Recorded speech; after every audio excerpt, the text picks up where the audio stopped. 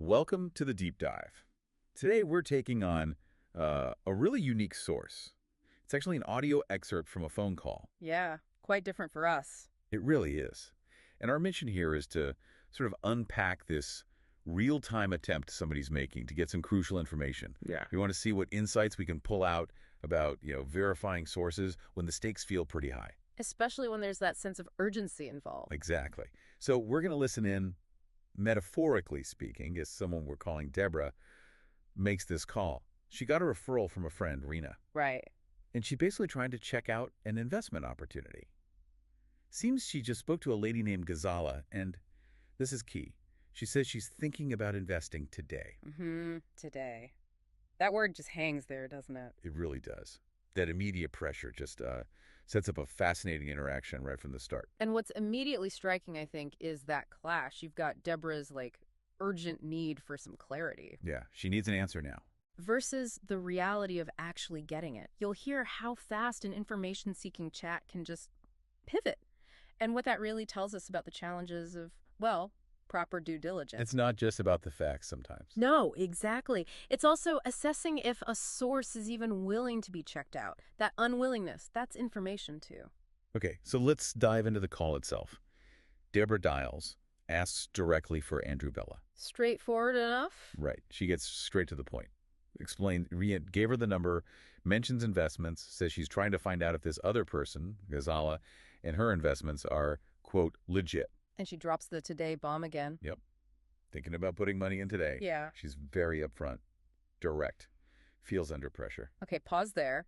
For you listening, what's the immediate thing that jumps out, even before we talk investment details? Andrew Bella's reaction. Exactly. It's Andrew Bella's response. Instead of a clear answer like, yes, I know Ghazala, or no, I don't, what do we hear? It's defensive, right? I've no idea who you are. And then, I'm slightly busy. Slightly busy. Right. This immediate refusal to engage with a really simple, direct question about legitimacy, especially when she's just said she might invest today.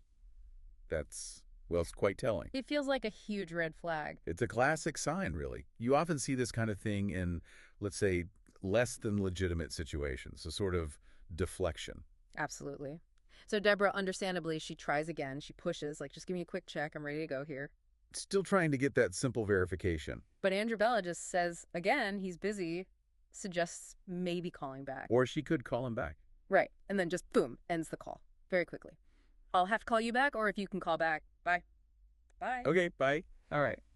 It's almost comically abrupt, isn't it? It really is. It's like a masterclass in how not to handle someone asking if you're legitimate. It truly is. And that's where the deeper lesson lies for you, the listener.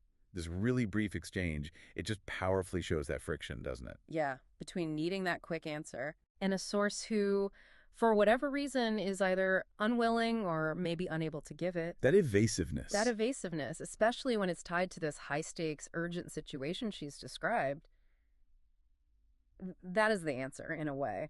And beyond this call, other common red flags you might see are things like guarantees of massive returns, pressure to wire money immediately, or being told to keep it all secret. All designed to stop you thinking clearly. Precisely. Bypass the critical thinking. So, connecting this back to the bigger picture for you listening, what does this little snapshot teach us about navigating information, about checking sources? Well, it shows that sometimes the real answer to, is this legit, isn't a simple yes or no. It's the process. The process of getting no answer at all, or getting that kind of answer. It's not just what's said, but how it's said, or not said, the whole dynamic. So the takeaway is? The key takeaway has to be, pay really close attention to that kind of evasiveness, or immediate deflection, or just a general lack of openness, especially when you're looking for important financial info or personal info. When someone's too busy for a straight question about legitimacy. That is an answer. It really forces you to question the source, question the initial referral even,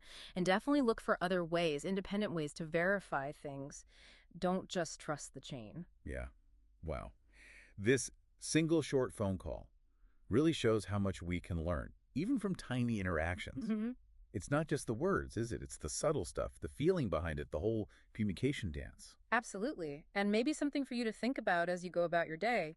What does this call suggest about maybe the true cost of feeling that urgent when you need to verify something important? Good question. And maybe how might you react differently if you were in Deborah's shoes, feeling that same pressure to act, today?